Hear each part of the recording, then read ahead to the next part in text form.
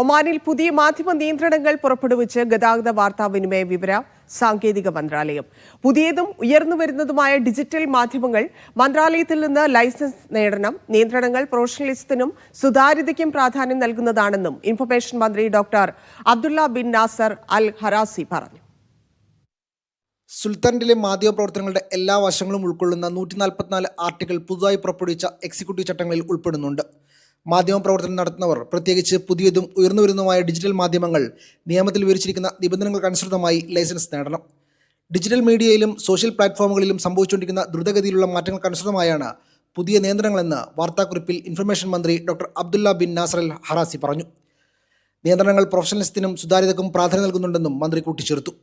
അച്ചടിച്ചതും കലാപരമായതുമായ വസ്തുക്കൾക്കുള്ള ഇറക്കുമതി നിയന്ത്രണങ്ങൾ, വാർത്താ മന്ത്രാലയത്തിൽ നിന്നും ലൈസൻസ് എപ്പോൾ ആവശ്യമാണ്, എപ്പോൾ ആവശ്യമില്ല എന്നതിനെക്കുറിച്ചുള്ള വ്യക്തമായ മാർഗ്ഗനിർദ്ദേശങ്ങൾ, മാധ്യമപ്രവർത്തനങ്ങൾ നടത്താനുള്ള ലൈസൻസ് നടപടിക്രമങ്ങൾ, ലൈസൻസുള്ള മാധ്യമ പ്രൊഫഷണലുകളെയും സ്ഥാപനങ്ങളെയും നിയന്ത്രിക്കുന്ന ചട്ടങ്ങൾ എന്നിവയാണ് പ്രധാന വ്യവസ്ഥകൾ.